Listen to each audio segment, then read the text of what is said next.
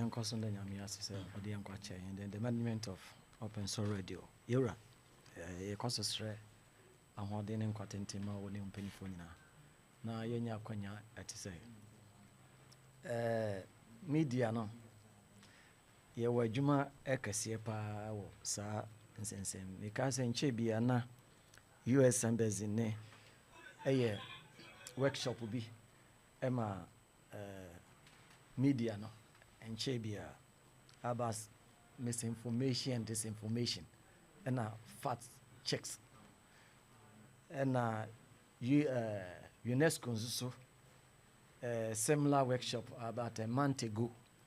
Ninyina ne say omo nyina boa ama ensentwerefo enyina ne wana wakasa radio ne TV so ye ni ba ye ho so woni ama bia wase ye ne timi hu na yanso so nsem bi so amfa oye ne bi anyede ama sampenifo di kan ye amanyofo ne ye yete omane mu nyina no se obi bete omo nsem no emu yie na wate ne ncheche mu ne tre betra aside the new media social media platforms on traditional media no so follow into sa nsensem na was in ye boy won so na etimeboa because wutia this last week this week na say case back I see ye nua a penny Dr. Matthew Poko Prampe on a political rally. We had the media reports no chronobar and we share a yina flight backs na bana sana similar content similar statement na ebinimo edika ye but minim say na walking the reaction to the extent I him for no be kran so afre kra say womra ho na nya dey o me pacho eno na me ne penimu bi din komo na or draw my attention to a statement be about the Dr. Kwame Nkrumah ye independent day no so kaya te me try say me play back na me kan you know te me stress yes opening asem na oka no se to da na nsem bi se nye amanyosem ni se de bi a ye pese ye chie obi anu a so we Dr. Kwame Nkrumah in his statement no sa de yenua your friend say Matthew Poko Prampe akoka binum dodo na say ase no person ye man peni dada kasa tia into no kasa mo Kwame Nkrumah brofo no be kan say mo no we kan say yo okay now Dr. Kwame Nkrumah in declaring independence Ghana your beloved country is free we you know free David so also you so your beloved country is free. Your beloved country. And sana oba to the other content. Just to make a case about the entire was say yete and wase.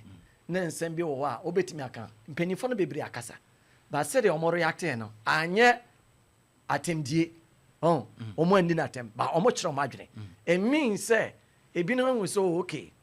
What tie ahemfo ekra omo ye press statement na omo so man take Dr. Matthew Poko Prampe do omo na nya adwen enso omo kasa ya omo anyede anya na kasetia ebina wodi ase ene so a wase nyina ye hwe because they say no tia and central and na me tie radio station bi presenter on the radio station ya na me busa me ho say enti sa stations no ya na management no omo tie ana omo ntie omo nya feedback ana say contract be no more yente na yesa for a presenter to sit on radio station and use now and sembia a friend and no ba kase be a friend and no ba no answer attack and central for no kaso so kan we enti yemfa seka ya kan nyina no de ye ne de ye kan nyina na enkoye ka wona wo pese wo kire se wo de wo damu sonko no wo se wo ne ye ne wo kasa ye ne hutime ye de eti empenimfo a wo kasetia mo na wo pese o mutie obi a wo kasetia ne de ase ko we preaching wo ka kanyame asem a kire obi na wudi na tem te say ye nuanum bia na mo gyagina your friends advantage points na wo mu beti obi atem including asofo wow ba wo kwa wa sha atade wi da wo mu din ko fa atem including asofo ne te say o wie so a o frɛ ho evangelist o frɛ ho osofo nipa o ko kanyam yasem no a kyerɛ mo wo di o matenti nipa no wontie because nipa na nkasa wo ye no na mo obeka asem bi aka betimi attract na obetie wasem no wo di atem didie kode ya se be den so obetie wo enti ensentwe for ye wadwuma especially ya kakakra na ye bedru abato bre no the na American o ya sa orientation and training US embassy for omo ye na nansen na UNESCO so eyebi other institutions so eyebi ni nyina so mo pese media no ye ni ba ye ho because say wiase no sesa say de wiase dan ne abefo video na aba no enne obi twa mfoni bi a utimi hu almost every single day new media ninti pictures ahodo ini videos ahodo eba wan hwe na wa anye proper checker hwe oba kwa follow into it obehuna wako yusu na akwa mansam aba yeni maman bi a na central for ye djuma ye na ya anye ni yenti edi wo ye ni ohaye de eba ye ekotwen ebusiamanson ni kromanson ede bantino media no mesre nyina ye ho se ye nye perfect ye nye asorobofo ene ye ka se ye nye mfonso na emo no ye mo ye ho modern se ya fam de ye betumi aye especially the two leading political parties no during election time Opemsuo monitor election actually ultimately say omoye a lot of propaganda and same be as ene no krese na enye no kre na waka na security for so na bia follow be hu say be baabi yes we are say no kre ni kontompo say yes na kontompo ne no krese yes inti wan hwe ni ya oba akoya ma wo ho ayede ho abase and na say me no obi share one radio station o make it send me draw attention say me say wo frɛ me yes sama na ye frɛ wa emfrɛ me because asɛm no wo betimi aka away a enkofa asɛm nya den embrɛ ena wa yire ho na sɛ wo pɛsɛ sɛ wo certify political party ena wa yire ho na wo ka asɛm na asif sɛ asɛm ni sie na wo ho ena wo wa dance wa bra nipa ne tia no froze be ya wo fro se be ya no a wonya evidence bia afi na obekɔ no akɔyɛ de ɛkɔpa 20 message nuanom nyinaa sɛ ye nyina ye mo ye ho modern wo mo se ba asem bi ba ya na obi apese obo no ho modern se wo de beba but wo de ba no na obusa ho se asem we no sen na ba ko wie me enkofa manso se mi ma na nipa na ye me de asem ne ma omo no omo so ombe so mo sen te se ye nua no mo ye report obete na accident bi asi ye ko jana school so ade ba ko na mo ta asisi dua pa no say wakoto say accident esi na wo media person won't ni any medical background even kura wo kura na wonya certified medical officer na wotimi declare say accident na esi ye nipa say ewu nipa obetimi aka nipa pra na eso wo say moja na yi but obi kokko ma na nche say wa ire to confirm so obi ewu no even Dr. Krajino ma on kan ji say wa checking answer. Very good. Naza akaso are clinically dead. Now so in recent time, media houses and be brave. A bit more who's say Omocrano, you be watch Omonka or radio somaya reporter. I didn't be what I was Muhuno. Omoda so or repeat it. Tia really here, Besse. Bibia Kosi, election time, and I rarely be ase, Obeona Bibia Kosi, said ye be canno. A bema nipano or tifiano, and you also reaction or the bebano. Yeah. Enkwaya sempa eno ne nsama ye ka se yes obi betimi afom fom na wa fom no ye betimi afa kwan bi so a ye betimi akra asem na enkotwe don no abufuo nya den ema because abufuo no ba ye nka se wo ye nsentwere ni ana se even security for you kra yetimi eko to the sense yetimi bo ebi no kra ere ekumbi ama even civilians etimi tutu kra ere ekom security agents na mene wa ye nsentwere ni ye nkratuo na de yekura ye pen ne paper ene ye bia recorders ne ye bia any other gadgets de ne ye wo tebe de ya de se de na se me ka se ensem na mo de ba ma ye bobo hu no ya hwe abanyosam na aboa amanyofo a omo ani ebre pese omo eye omo manifesto na kura me hu se mi name sake bi obusa apologa party se that bena omo manifesto sreba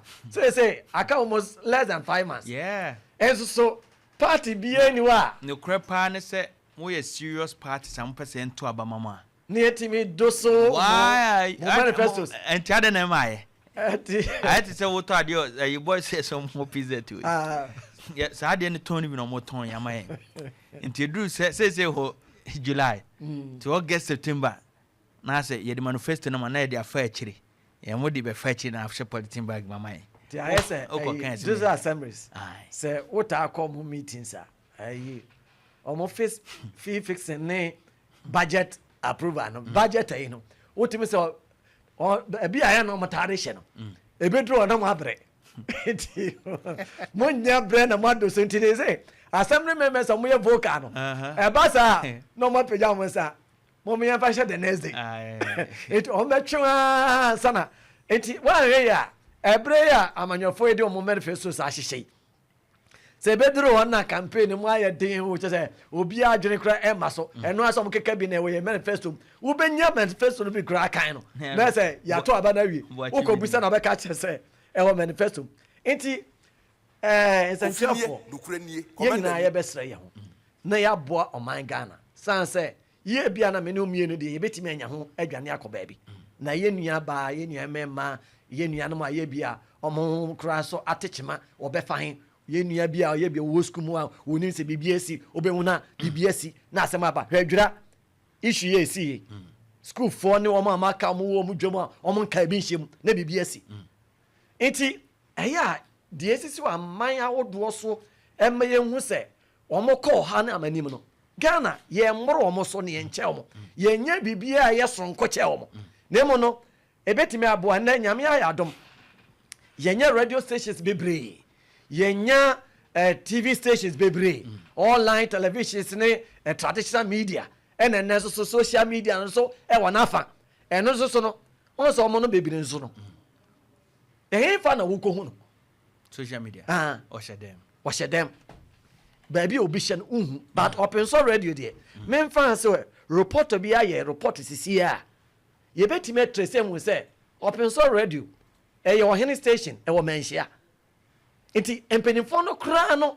and some maka no bosumi miensa kra no and oba Opemsuo radio uko page a wo de tran dem wo be connect down very good and you can refer to it at any enu nti enya de reporter na was lepepe wo be wo empenifo ko abe friend say da bi asem we de yenye ne sa ebemba station no wo hene animu ayede eguase enti sa na wo say media house bi enti yemu bi ebi wa yenya stories bi bebre but stories na nyane nyina na wo so timi twe because nsem bi wo ha mutimi se ebebo kru nsem bi wo ha eba no crebo man e de nsem bebre ebeba ti wo bebusa won senti story na wo de ba no emfa so de ben na wo pe de na amanfo mu betie de omo be kan no se na omo be gi asem se na omo be gi edi omo re ahye be yesen se wa musa won san nsem we na wo fiti ase na de ba wan hwe ya enye ye because nipa ne bi already no wono ne buafo ne ho dada general hardship e wo ho ene obi wo so a o how bi dada enti political temperature na e kosoro na se yen so ye no be ye takra bedwam wo se de oto ebo ne de kotre hana se do de wo gina ka se wani gine no na no ba ku bi ka ho ene na em de pa se ai anuma kokone kone okay na anya ni on na so kogina nsuo na etire ho no mo no wo tietiem wo ye ni fin wa ye nsuo no poto ye na otu abase wa hono no na aba na ti wa no wa ko ye nsuo ese ye nsuo ye ye sa no wa ne basa so eno so ye production team no ton bia to da ye ka media sema metaro ese da concern se wo hwe production in crew no bebria the omota ye ne say rumeshe se call radio search we say ye fa NDC ni a ase o ye katakakra ase ye say o fire sana o tem bia beto ha wa fire an say na o fa o mo hwe MPP mu so a obi a wono so won ne DC ani a wono so fire to mo mienu ne hia sensationalism o mo mienu ne hia na say a create tension as a station no ni din that is the way nankofo but of late no your media school in everything of late no who say you know two leading political parties are no matter all repo media you know almost from line omonema the private individuals are omo ensashe most of the radio stations national have their own agenda. Some of them are politically connected, which make us say politically exposed. Ebinum crowd obviously is owned by a politician. And you know, say politician no na ne dia. Ono abe one agenda. Nti wa oba be ye adwuma wo ho no. Also told the agenda of that politician. Yeah, the politician there eto nchen a some of their owners no so are politically connected. Nti ono so party kura na kuma wo mu anu nti ebia opese radio station so ye adwuma bo ano no is there. All this has affected professionalism. And we are well aware say remuneration a problem.